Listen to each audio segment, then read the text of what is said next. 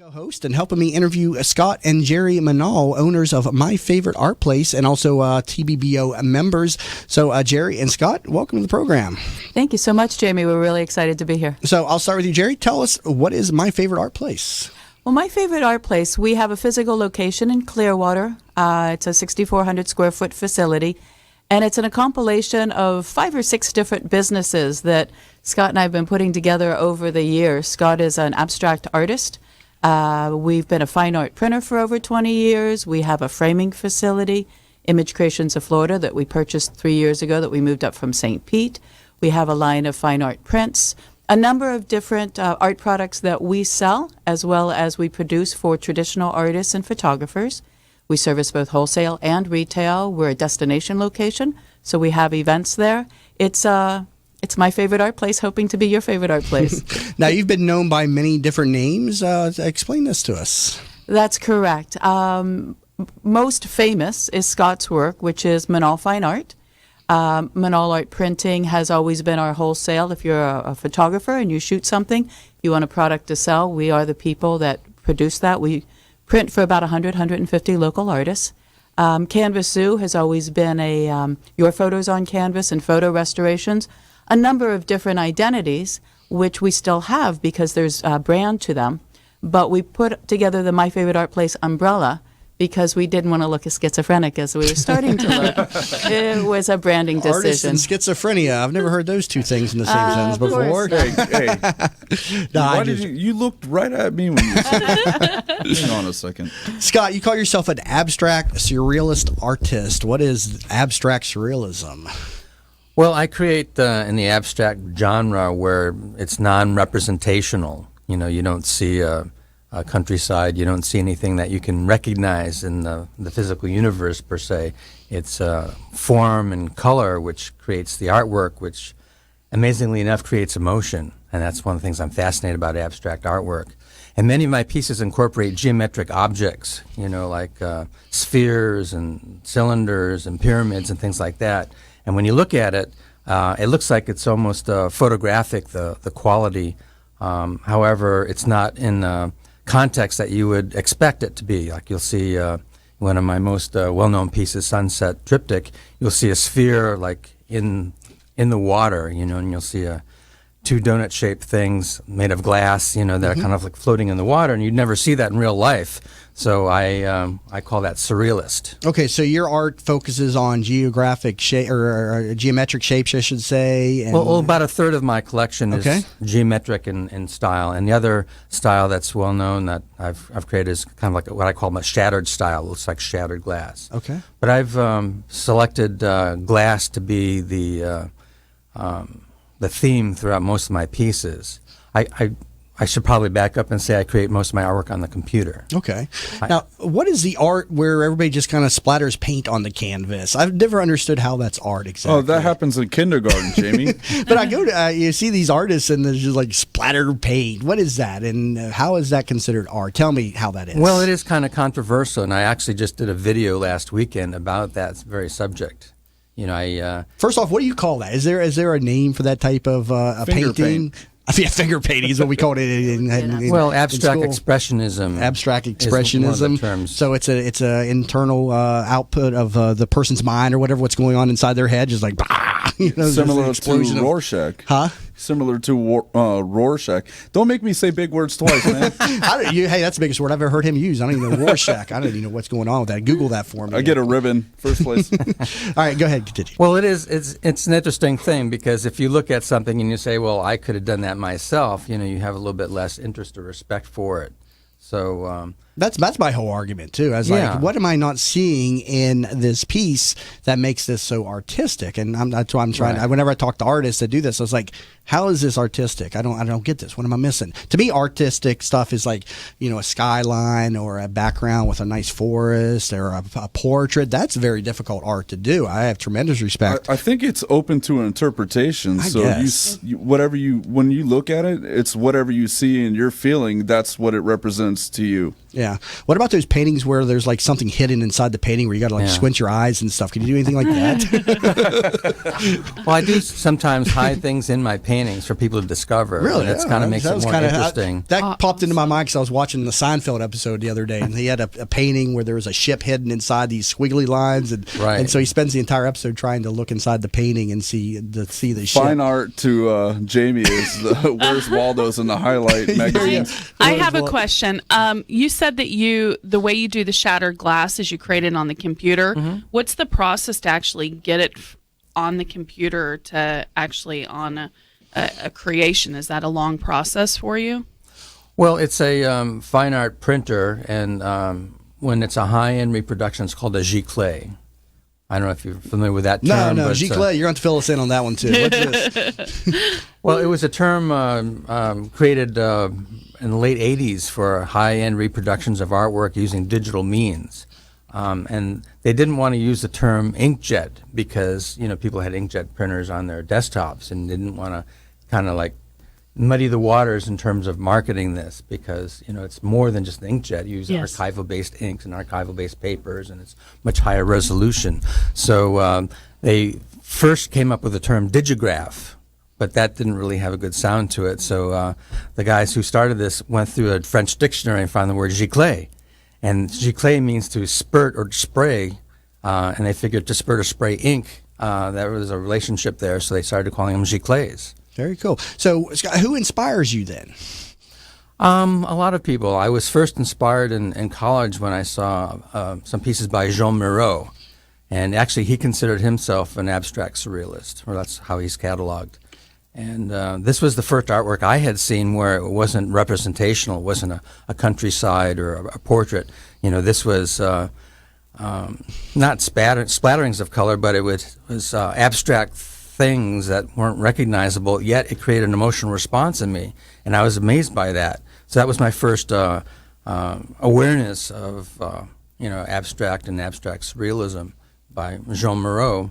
And many years later, then I started creating in that genre. Now, you have an interesting background, degreed as an electrical engineer. How does an engineer become an artist? I've worked with many engineers years ago in phosphate industry. They're very dry, boring, linear type of thinkers. How does that go hand in hand with art? Well, I didn't really know what I wanted to do in high school. I considered being an architect. I considered being a classical musician, quite a variety of things. And my father was an electrical engineer.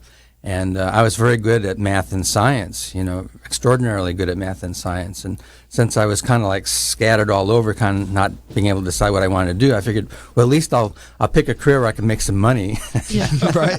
And I can be respected. So I figured and incorporate the math and science. So I went to electrical engineering like my father.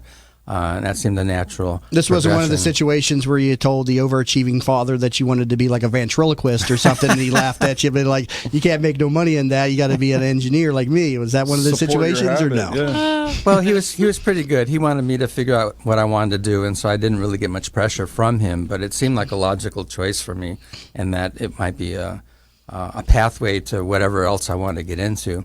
But in high school, I became interested in photography, and I don't know why. I didn't really have anything that influenced me, but I just got interested in photography, and I bought a book on it. And I didn't have much money, so what I did was I built my own camera. I built a pinhole camera where you can take a piece of aluminum foil and a pin and poke a hole in it. There's the engineering brain coming out right there. Exactly. Wow. And that becomes the lens. And you can take a cardboard box, cut out a hole and put this piece of aluminum foil over it with a little hole in the center of it. And I painted the inside of it black, and then I put a piece of photographic light-sensitive enlarging paper in the back, and I used that as a camera, and it took me 3 minutes to make a single exposure.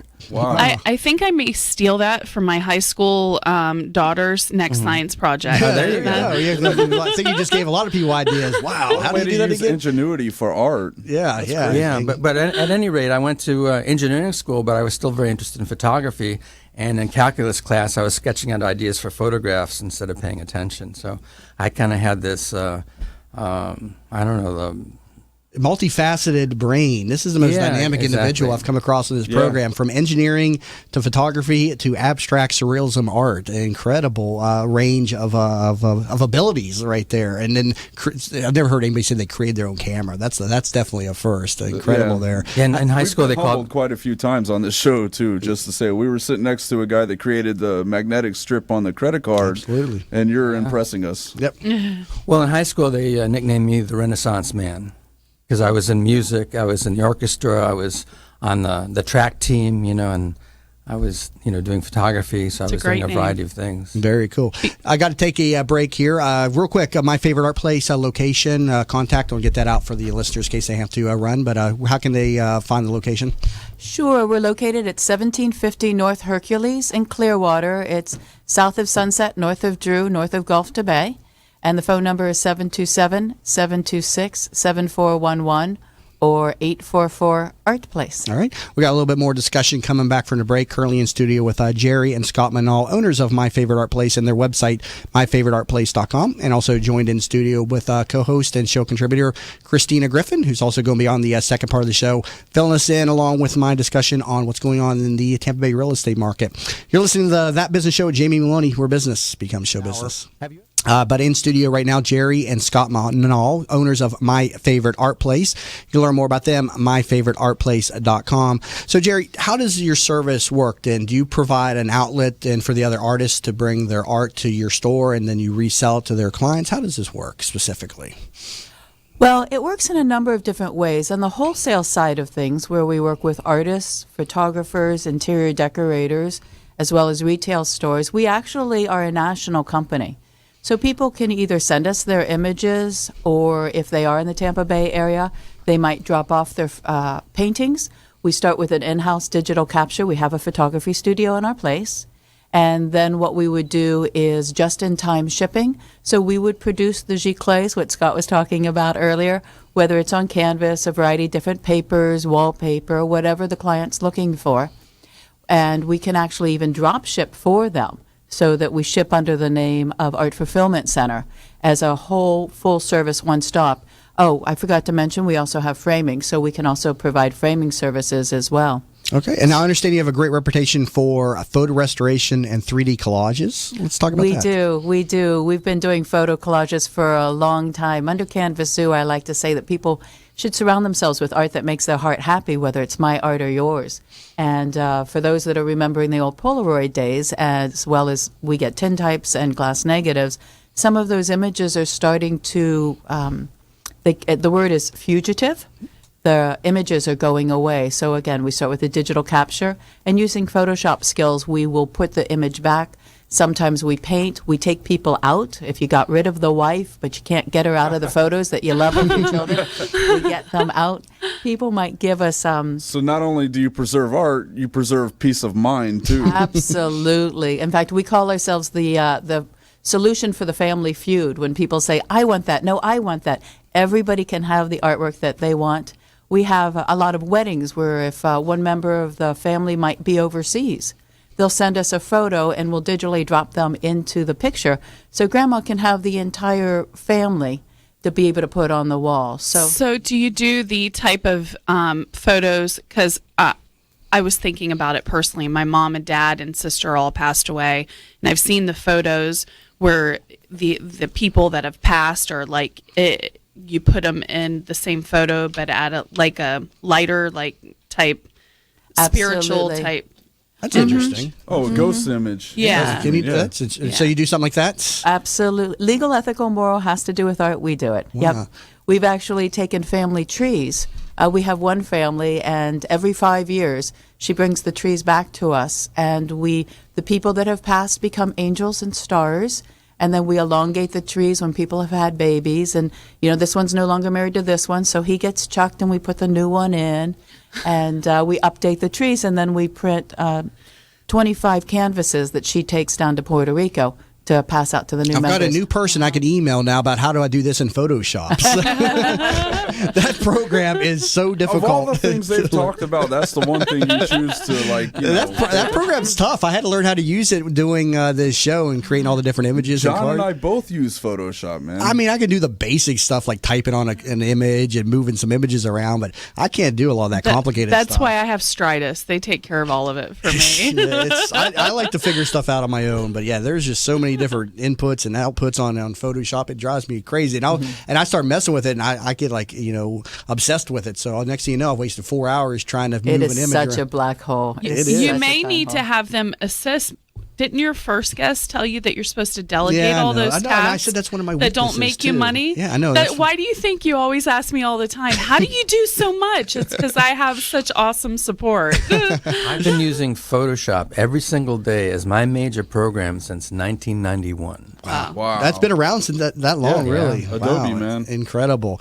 Now, your framing capabilities, you mentioned that just a few minutes ago. You purchased Image Creations of Florida, a local frame shop. Tell us about that. That had been in business since the 1980s, so that expanded your brand? Very much, very much. We always offered framing, but we would partner with frame shops, and we still have very good relationships with frame shops. Image Creations of Florida, also known as ICF, was in St. Pete, been around since the 80s, and did a lot of custom framing, shadow boxes, both wholesale and retail. So we purchased them, moved them up to Clearwater, and I inherited two amazing employees. One's been with the company 17 years and one 15 years. So we're not doing the framings for dummies. And I'll tell you, because I do the invoicing, there's an awful lot of galleries and decorator galleries in the Tampa Bay area where we are their production house. We do the work for them and for their clients. So it's great. We were having to outsource many thousands of dollars a month for our own production. And so now we're able to do everything in-house. And also, we got about a minute left, but you also specialize in providing artwork for business locations. You can give a quick plug about that, too. Thank you very much. I'm a marketing maniac. Anybody that knows me knows that. And I love branding. It's coming through. and I love to help build corporate culture through the use of artwork. So between Scott's Art, which we use for the statement pieces in the lobbies, we have a line of motivational posters, custom artwork. We love to help businesses brand themselves and create culture through the use of art. Oh, good discussion. Jerri Menaul and Scott Menaul, owners of My Favorite Art Place. Thank you all so much for being in on this TBBO Tuesdays. Thank you very much, Jamie. Absolutely. You can learn more about them, myfavoriteartplace.com, or give them a call, 727-726-7411, 727-726-7411, or visit myfavoriteartplace.com. You're listening to That Business Show. Jamie Meloni, where business becomes show business.